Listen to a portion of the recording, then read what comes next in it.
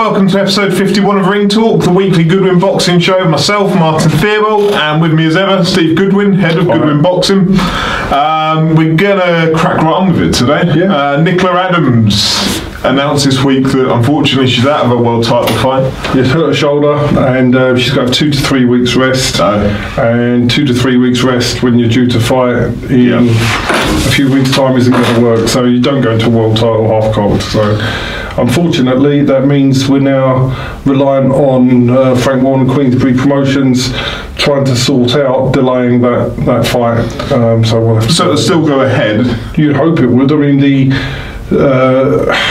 mean they've got their job to do as promoters now. I mean, obviously it's an injury, the contracts are signed, so it's a legitimate injury, so hopefully the WBO will just defer the date with any luck. So presumably there'll be one eye on Josh Warrington, Kid Galahad, and trying to keep that as a potential date in mind. Well, that's up to if she can get fixed, if she can. I mean, I would hope. I mean, it doesn't.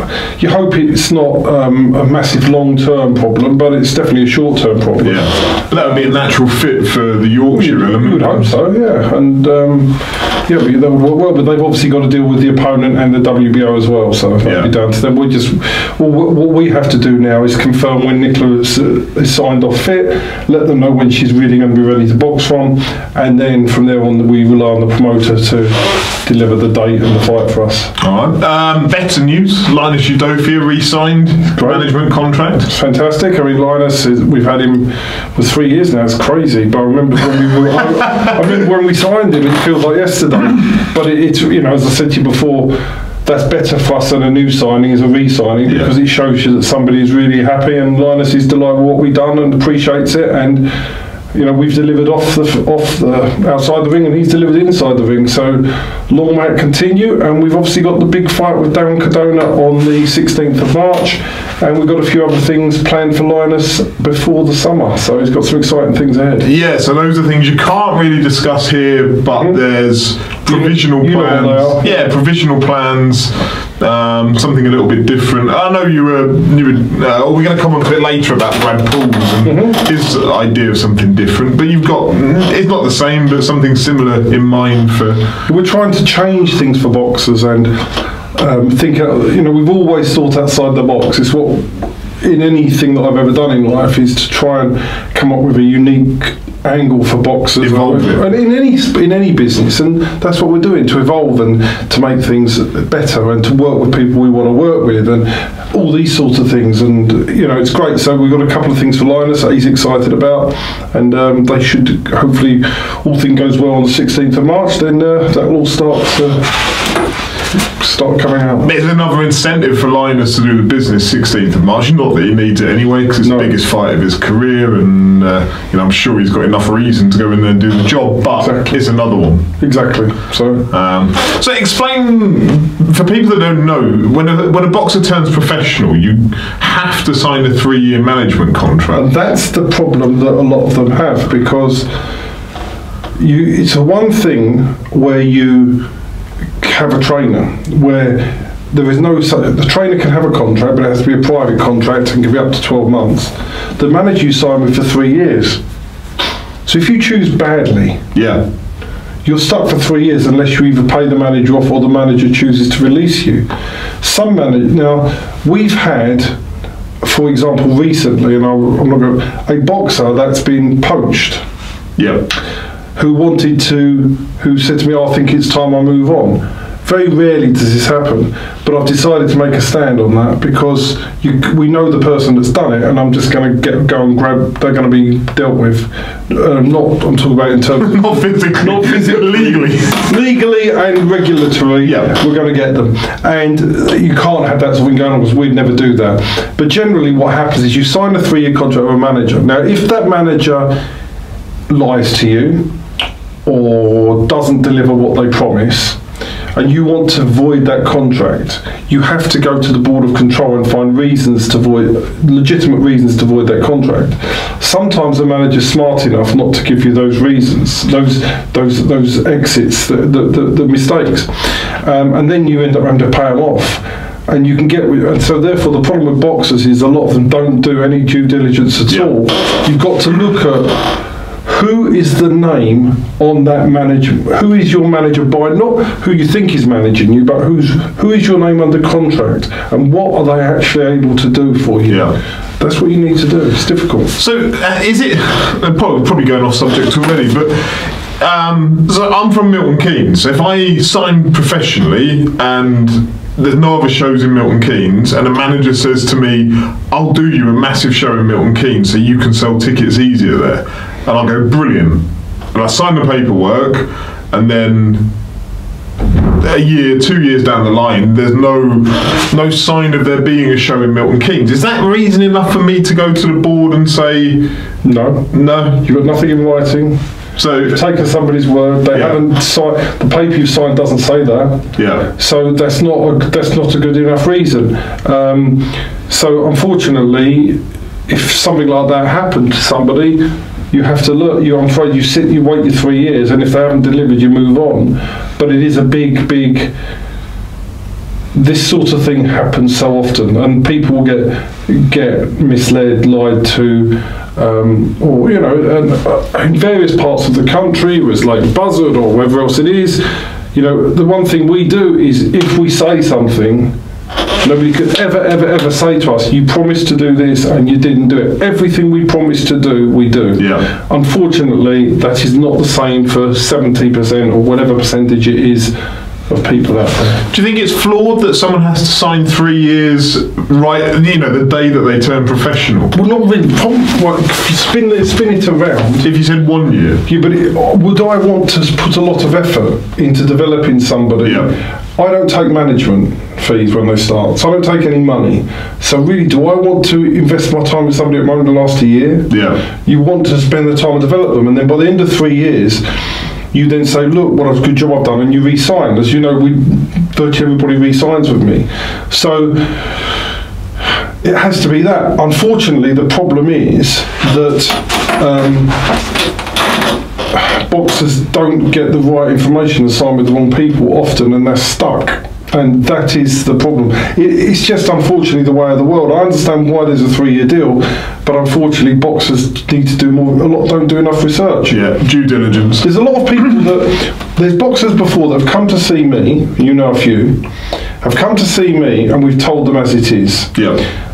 They've gone somewhere else and that person has told them a load of bullshit, and they've chosen not to sign with us because we don't harass people. They come and see us, we don't even bother to ring them again. We say, you come back to us. Yeah. So they go to somebody who bullshits them, sign with them, and maybe in hindsight there was a really bad judgment call, but we won't promise something we're not going to do. Yeah. We're not going to say to a boxer from Aylesbury, we're going to put a show on for you in Aylesbury, if we're not going to put a show on for them in Aylesbury. Yeah. But other people go to that boxer in Aylesbury and go, sign with me, I'm going to put you on a show in Aylesbury, we're going to build the whole town around you. Listen, we'll do that for somebody, but that will be once it's all proven that it would work. Yeah. That's all. Yeah, it's a gradual process, because you've been talking about it for a while, of certainly when Michael Devine was active and you had Kay and then Linus coming through, talking about trying to build something potentially in Luton. It's not something you can do overnight. It's something you need to build the swell, yeah, and then you're able to capitalise. See, where we want to go, we want the catchment area of Luton, Milton Keynes, Dunstable and Aylesbury, yeah, and to build something in that zone with the fighters. And we're at a stage now where I think we're ready to go. But we wanted to make sure that it worked in that particular area and then build from there. And I think we're ready to go with that now. Yeah. Are you talking of doing an open workout with Linus, did I see? Linus is doing one, Kay's also doing one. They're doing 2 separate open workouts. Oh, okay. Whereabouts? Would be in Luton, but it's on the street. Yeah, it's up. I mean, Kay's doing one in a gym on Friday the 2nd. I think it's Friday the 2nd of March. It's 2nd or 1st he's doing one, and then Linus is looking to do one as well. So they're looking to promote their own fights separately rather than joint. That's what they've decided between them. They think they get more traction doing it as 2 separate events. So we're working on that, and I've been out this morning with a new sponsor for K Prosper, which more is coming out about that. So we've attracted 2 really good sponsors, financial sponsors for K. So we're doing that all the time. We're always working with all the fighters, but what we do is we just deliver it. We don't promise something. We just say to Kate, right, I've been able to do this for you, bang. Yeah. No, but we don't make him re-sign his contract when it was last December his contract was up and say, I'm going to promise you this. We just carry on doing what we promise, what we do, we deliver it, and then we over-deliver, if you know what I mean, and that's really important. Yeah. So that second management contract for Linus, that also 3 years? 3 years ago. So it's a big call, because that would mean he's given the first 6 years of his career to us. So you are making a big call, but at the end of the day, if he went anywhere else, in my opinion, he'd only be going downhill. There's nobody that can do what we can do for him. Yeah. So therefore, I believe he's made the right decision, and I believe Kate Prosper, who also renewed 3 years, for example, last November, he made the right decision. Yeah. Well, look at what he's got now. He's got an English title shot. So I think we just deliver what we want. But now we've got a few ideas to start doing boxing in a slightly different way in different areas and with different concepts. We've got London sewn up, and now we want to look at doing other things. And talking of London, there was the British Warriors show at the weekend. Great top of the bill. Yeah, Samuel Antwi, Jez Smith. These Southern area titles often give you the best fights. I actually think, if you look back at these, I think they are some of the best fights to watch, area titles. Yeah. And it's a shame. It's a shame, in my opinion, that TV shows do not put area titles on, because they put some of these international dross on. It's garbage, right, to watch, boring, and yet they could put on some area titles which would be far more fan friendly. But whether that is the broadcaster or the promoter, I don't know, but they should do that. And those two fighters really brought it. I think, in my opinion, and I speak to Xavier Miller about this at the weekend. I spoke to him on Sunday. He went to the show. As a promoter, it's a great fight to put on. Yeah. As a manager of Jez Smith, probably are over hard fight for the Southern area. Is that a hindsight call? Because I mean, Samuel's got that loss on his record. Yeah, the losses against somebody decent. Yeah. And I knew about Samuel because he sparred at Xavier's gym. And I know somewhere else he sparred as well. So I just think sometimes, I mean, if you're matching your fighters, every circumstance is different. But you should always match. If you're fighting at an English title, ideally you want somebody. You don't want to be fighting somebody who's better than you in an ideal world, unless they are champion. Kate Prosper's got to fight Sam Mason, he's champion. But if you've got a vacant title and you're staging it and you're paying for it, then you want the opponent, you want to have everything in your favour. And that was truly a 50-50 fight. Yeah. So, which is great for the fans. Like, but it's really hard, because as a manager you want one thing, as a promoter that's what you want. So as a promoter, they delivered a brilliant top of the bill last weekend, and full credit to them for delivering that, because I'm sure the fans got their money's worth watching that. Yeah, I mean, I watched it on, somebody had recorded it and put it on YouTube from up in the balconies at York Hall, and it was fantastic. The first round was great, the last round was great, both for Warriors, and I'm sure Jez can come back, but he doesn't want too many fights like that. No, Samuel is tough, fit, strong, good variation in his shots. I mean, your argument would be, would you want him for a Southern area title? And we've got lots of welterweights. Yeah. He's obviously not a ticket seller. Yeah, he was the away fighter, wasn't he? He's the away fighter, so you've got to look at the business side of that now. You've got Samuel Antwi as champion. Who's going to pay for him? Who's going to want money, and you're going to put a fighter to fight him at an area level. Then you've got the management. Then it comes down to good management rather than the promoting. Yeah. So that's what you have to look at when you have your fighters. It's very smart. You've got to be smart with your fighters and the fight you take and the fights you take. That's my view, and that's what I believe that we tried to do for our fighters. Yeah, but well done to Mo Pryor, British Warriors. Look like a good show. Fantastic. Listen, they're doing good things for boxing. They're keeping their fighters busy. So full credit to them for what they're doing. Yeah. Right, we're going to move on to Q&A, I think, at that point. Because we're going to start next week looking into each of the shows individually, but we'll give it a rest for now and come on. We're going to have a lot of them. We're going to be talking every week about the next show. Yeah, we've got loads, haven't we? So we'll start off the question, Jammy298 on Twitter. DeGale or Eubank? Simple one. It's not simple, is it? The question is, what DeGale do we have? Yeah. That's the question, and we've had this before when we talked about David Haye, Tony Bellew. You didn't, well, you could suspect what David Haye you were going to get, but you didn't know. And you can suspect what James Dowell you're probably going to get, but you don't know. Something I was told last night that I spoke to you about today. Did I tell you about No. Oh, I'll tell you about it afterwards. We've been discussing something that I found out in the last 48 hours that just questions a couple of things. So, if De Gale is at his best, which I'm not sure he will be, then I think he beats Eubank on points. Yeah. But this isn't a question I can ask because I don't know what De Gale we've got. So I would say if De Gale his best turns up, but the same as David Haye, if he turned up at his best, he beat Tony Bellew. But he wasn't his best, was he? So we'll have to see what De Gale turns up. So and I think I've said that before, that I think he probably wins on points if he is 80% of the fighter he was, but I'm not sure he is 80% of the fighter he was. I mean, you look at the way that Truax just got in De Gale's face, that first fight, at Wembley Arena, I think, was it, or the Copper Box, I can't remember. Just got in his face, relentless, didn't let James breathe. James couldn't, and it actually reminded me a little bit of Rakeem Noble, K. Prosper when they fought.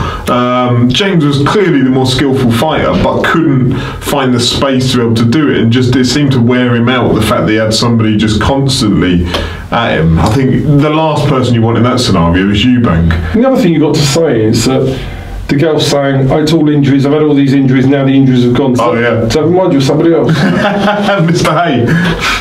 Who, like, I'm 36 years old. I realise, I was telling you earlier, injuries kind of mount up and stack up. They don't disappear over time. They don't disappear and make you a better fighter. No. So, and you've got to remember, there are probably millions of reasons why somebody would want to do this fight. Yes. Yes. So, I don't know. I'll watch it. I'm intrigued by it. I'm intrigued by it, but it's not a fight that I can have a specific opinion on.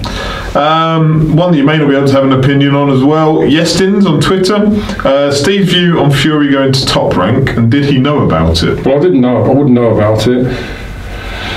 He just makes the whole thing more messy again, doesn't it? As if it needed it. You know, I've got my views on the whole situation from before. You've now just got added problems in here, and it probably gives everybody, including Joshua now, the chance of saying, oh, they're all avoiding me. Yeah. So we'll carry on down that road. It doesn't inspire you to think these fights are going to happen. Because if you imagine this, that obviously BT, I would imagine that he wasn't getting a good enough deal where he was at, so he wanted to get a different deal. Because if he was happy with BT, Queensbury, or whatever it was, why would he need to sign a deal in America? Obviously because they couldn't deliver the numbers that he wanted, and the only way of getting that was to sign up with Bob Allen, who obviously wants it. They want a heavyweight in America. So I think it's just cloudy now, isn't it? The problem is that I'm sure America's got a bit of a love-in with Tyson Fury after that Wilder fight, all the drama that came in it. Absolutely fine, I understand that. And I'm a big Tyson Fury fan myself, but that isn't the Tyson Fury of every fight. If you put him in the Kubrat Pulev, it's not going to be very exciting. It's not going to be very interesting. Top Rank might have paid an awful lot of money for somebody that's going to make people turn their TV sets off.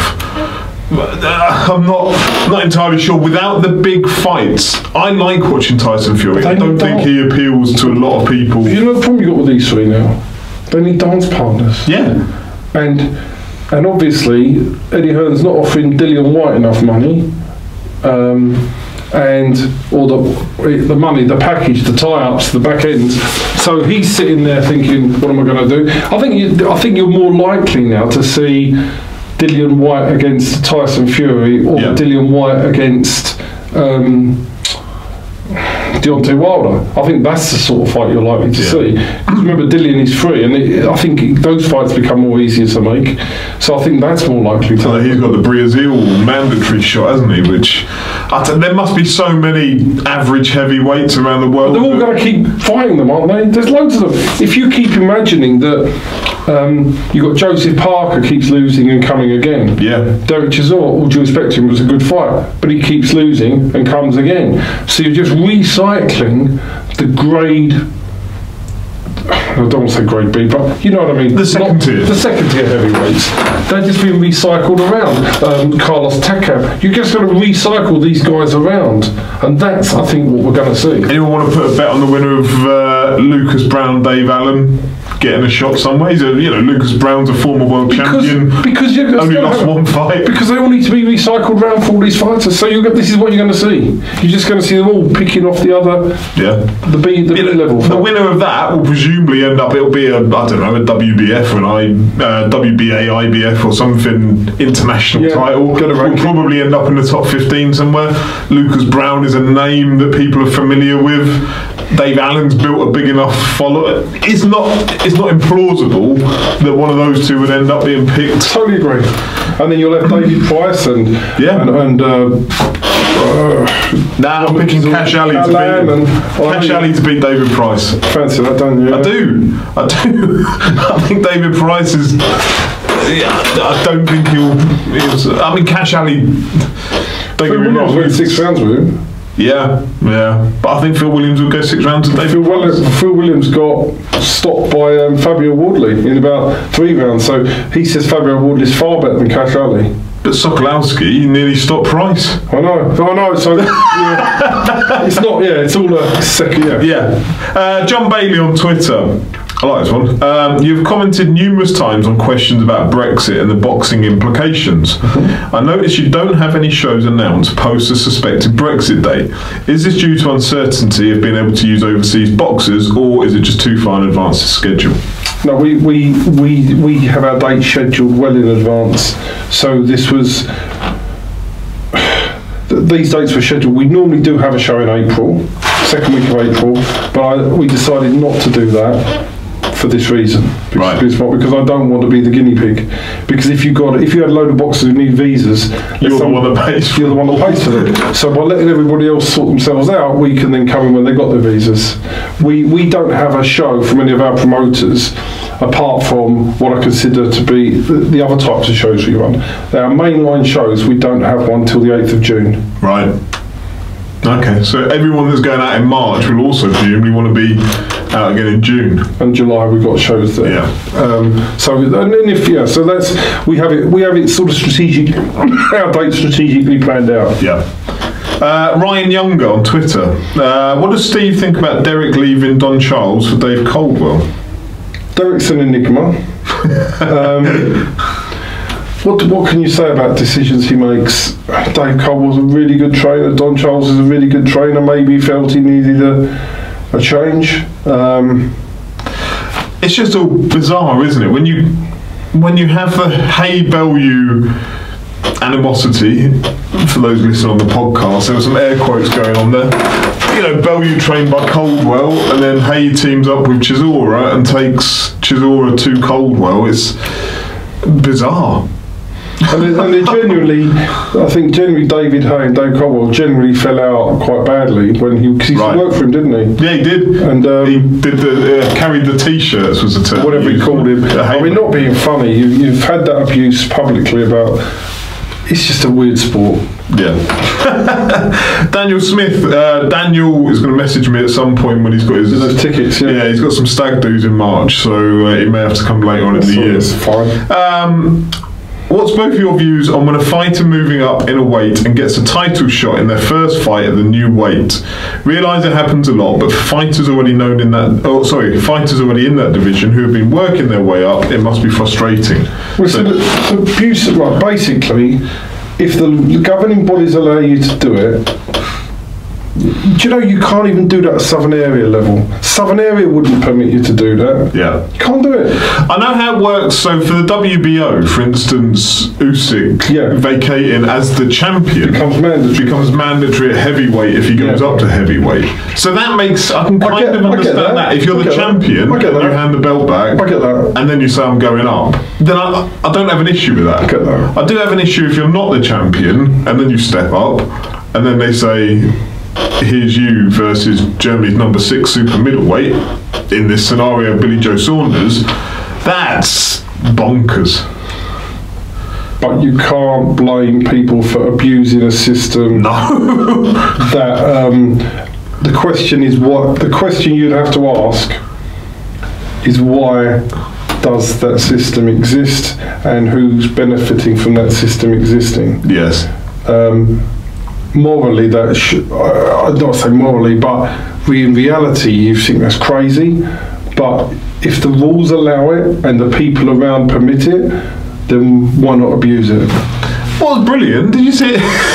After the press conference to announce it yesterday, the WBO yesterday afternoon, put out the negotiation letter. They put it on Twitter, dated yesterday, and says, Billy Joe Saunders versus whoever the other fella is, you have 3 days to come to an agreement, by which point we would ask you to confirm. They've already announced it. They've announced the date, the venue, the promoter, the fighters. You surely get your ducks in order if you're going. But you probably find though, sometimes you get press conferences with various promoters and announcers when fights haven't even been agreed, and purses haven't been agreed, and contracts haven't been exchanged. That can happen. I've seen that happen in boxing. Nobody knows what the hell's really going on. Yes. I can think of one off the top of my head, but I won't say it because I don't want to be sued. LPC123 on Twitter, Steve's thought on Nicola Adams having to withdraw from a title fight due to injury. Right thing to do. British boxing blog, lads up in the north, hope you're well. I think they're talking about coming down for Lewis Ritson, fighting down at the O2. From a promoter's view, has Frank Warren played a blinder for his boxers, the deal for Fury and world title shot for Billy Joe Saunders? He's definitely played a blinder for Billy Joe Saunders because it avoids the very low purse you get fighting Andrade. I think that was their point, wasn't it? Or Saunders was saying, I don't want the 20% for the Andrade fight, but I can... So it's good business. Good business, Joe. I can't... However, like, if I'm going to turn that around, 20% of a purse bid for Andrade is potentially, surely bigger than 50-50 for this fight with a dude I've literally never heard of. I had to box rec him and I still can't remember. But I'll tell you something else. Would you take 20% of the money for winning a guaranteed world title and being a 2-weight world champion, but then you take 100%, you take 5 times that money in a fight when you're in the away corner and you have got a very fair chance of losing? It makes more sense because you take the cheaper money now. I talk to my fighters a lot of time. It's not about the money today, it's about the money tomorrow. Yeah. Billy Joe Saunders will get the real money tomorrow. So if I was him, I'd take less money for that fight. A unification fight with Callum Smith, say, down the line. It's a lot more. Yeah. So for me, that's the right move, and I think it's. So the question is, do I believe that Frank Moore's played a blinder? Yes, I do. As far as the Tyson Fury is concerned, you'd need to know the ins and outs of what he was getting, what the deal is. So it'd be wrong for me to comment because I haven't got a clue whether it's a good, bad or indifferent decision. Yeah, makes sense. UK Boxing 1 on Twitter started off with not a criticism. Although boxing is an extremely accessible sport for fans these days, has the rise of outlets like IFL and the huge increase in the usage of Twitter made the industry slightly more complicated and a harder place to deal, in the sense that things get put out that shouldn't be said, fans voice what they want 24/7, and fighters and promoters play up to the camera and social media? Has it made it harder in your experiences? I think it's been fine because I think we're totally transparent with everything we do, so we're quite happy with anybody to write anything they like because it's fine. I think what it does highlight is, for example, the Dillian Whyte scenario. I think exactly that. Where Eddie said something which was true, but it was just half of the story, and then Dillian then delivered the other half of the story, which makes the first half of the story not sound so good. But also, that interview started off, the first thing Dillian said is, why are you discussing my business on Twitter? You don't discuss Anthony's business on Twitter. Yeah, exactly. But therefore it all comes out. So but I do think that social media does help people start to get to grips with what's going on. If you're smart enough to understand what is happening, you can see a hell of a lot more. You get the, anybody that, if you didn't have social media, you may have a different impression on Anthony Yard than you may have today. Because if you look at everything that's transpired over social media with him, you may have a different impression about who he does or doesn't want to fight than if you weren't able to access it. So I think it gets fans more interested in boxing. I think that it gets more people to go to shows. I think it's really good for the sport. There are negatives, but overall it's definitely increasing footfall to boxing shows and definitely filling out more events. So I think overall giving fans a closeness is a bonus over any of the other negatives. But most of the negatives are all because people are not telling the full truth. Nah, the biggest negatives is fanagers. Oh, that's annoying. The ones that care, who give a shit if Anthony Joshua gets 60 or 65 or 50%. I think... Why? Like, if you give me 10% of what he's going to get, then I'll argue his corner. Otherwise, I literally couldn't care less. But I do think though that we shouldn't have people discussing deals, because the deals are, you don't know what you're talking. None of these people have a faintest idea what they're talking about. 60% of what? What does the 60% include and not include? Yeah, I could go through it. It's just people arguing about things because they are just fanboys of a particular promoter or boxer, but they don't actually know nothing. They know nothing about what's really going on behind the scenes. So that's a bit annoying because they're passing opinions on something they don't know about. It's like when somebody just asks a question about, did Frank Warren play a blinder on Tyson Fury? I don't know. Yeah. So because it's Frank Warren, I'm not going to say I'm a Frank Warren fan, he played a blinder, or I'm an Eddie Hearn fan, he didn't play a blinder. I haven't got a bloody idea, faintest idea. I can say about Billy Joe Saunders because he's quite apparent. Yeah. But these people are just passing comment about things they know nothing about. So to us, I just look at it and think, you dickhead. I do. Makes sense. Some Asian boy on Twitter would love to hear more about the boxers owning the show type situation. Touched briefly on it in the last episode when mentioning the pay-per-view-esque model. Essentially takes away the risk and profit from the promoter, from my understanding, and puts it on the headlining act. No. So this was when you were talking about if Brad Pauls did the show down here. There's a misunderstanding. Okay. So let's... An average boxing show where you've got average ticket sellers on a show in London or around, the promoter will put on and try and make ends meet. Yeah. If Brad so I'm going to take Brad as an example. If Brad goes and puts a show on in Newquay, he will probably sell 500 to 1,000 tickets. He will sell that. He will sell that. So he's going to sell the show, pretty much the show out himself. So what promoters tend to do in that instance, they go, this is really good. We've got a little few fights on the undercard on. This is the one time I can make a load of money, because my undercard won't need to be 15 fights deep.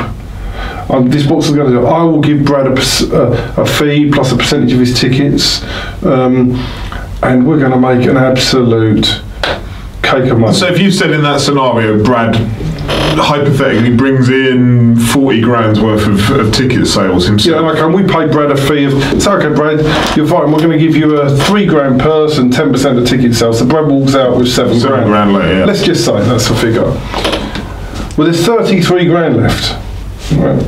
Just forgetting any other sort of taxes or bills, but you put a couple of, there's going to be a massive profit for the promoter here, and the promoter in that scenario will earn more than the boxer. Yeah. So what I'm trying to say is, not as a general rule, in that scenario where the show is going to make a really big profit, let the boxer have the profit. Yeah. Because there is no risk. He's going to do the work. The promoter's going to help with the undercard and the arranging. So the promoter will take a flat fee for doing the work, and the boxer can take. I suppose the risk is that Brad doesn't do those tickets, but then if Brad's super confident, that's the only thing. But we would work out a number, and he'll say, I think I could do 500. So we would then say, well, look, if you undersell and you do 400, you're still going to make X. But if you believe you're going to sell X, there. Now we could turn around to Brad and say, look, Brad, you don't take the risk of the tickets, we will. But you'll take the benefit. But we take the benefit. Yeah. So what we're saying to the boxer is,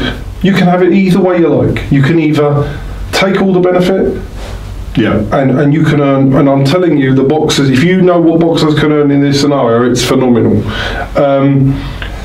you take the benefit or we'll take the benefit. I just feel it's obscene for us to take the benefit. I know there are very few promoters, I don't know any other promoter that does this in this scenario, they just take all the money.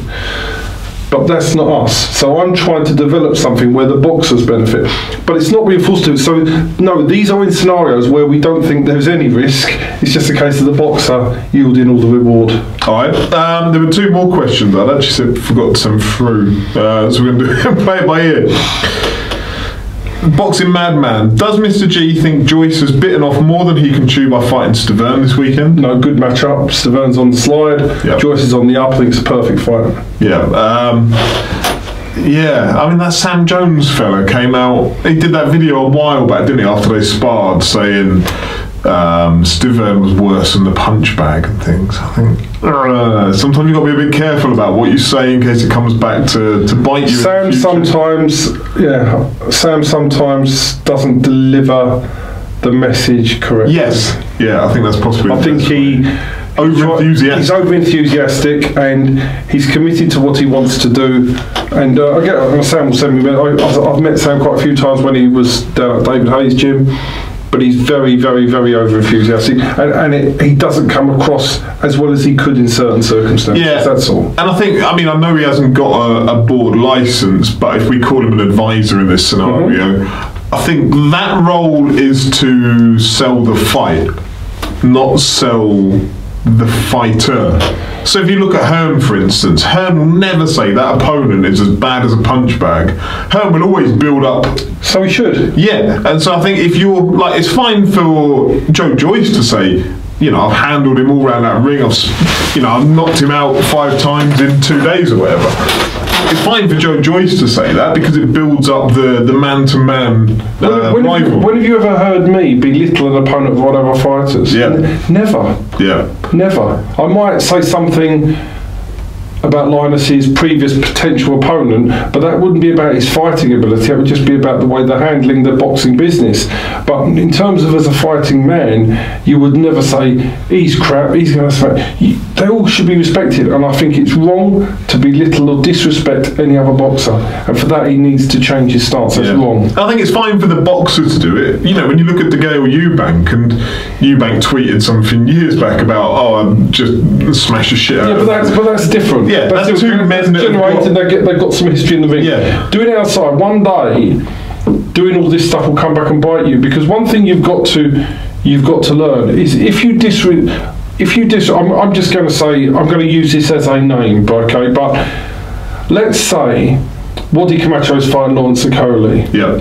And I would say, I don't think Lawrence Okoli has been the most entertaining in his last few fights, blah, blah, blah, blah, blah. But he was good, but he's still a very talented man, he's got lots of attributes.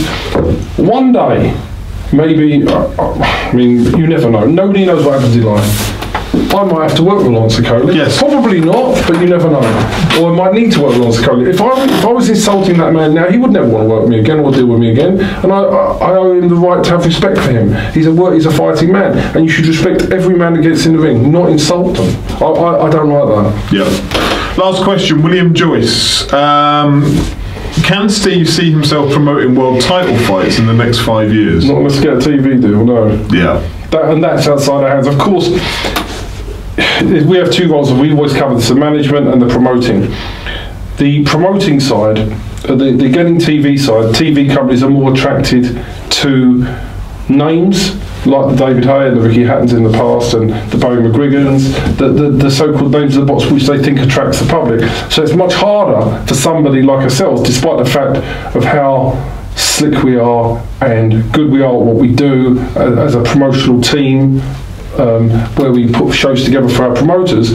It doesn't necessarily attract the celebrity status that TV want, whether it's reality shows or boxing promoters. It's just how it is. So in today's world, it's going to be hard for us to crack that.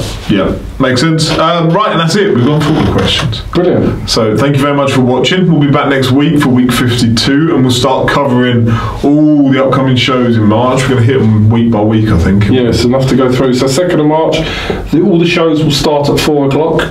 Right. they have to finish by 11 o'clock. These are new boxing board rules, so you pretty much know if we're a 4 o'clock start on all the shows coming up, the first 3, not the 24th will be later, but the first 3 shows will all start at 4 o'clock, so it's an early start for everybody, so make sure everybody gets there on time. And before you turn off, check out Andrew Fairley's Ring Care Retirement Fund that he's currently raising money for essentially boxers when times get hard, when they finish their careers. He's looking at creating a care home essentially for them. I know Andrew is doing loads of work on this at the moment. Waddy has kindly agreed to wear the logo on his shorts in his upcoming fight. Anthony Joshua's wearing it for the Jarrell Miller fight. So yeah, check out Andrew Fairley on Twitter. He's easy enough to find, and find the link to any sponsorship. If you can spare the money, do so, because it's a great fund for what he's trying to do is essentially give a safety net to boxers that fall upon hard times when the ring career is done. So yeah, keep an eye out for it, and if you can donate, then do so. We'll see you next week. Cheers.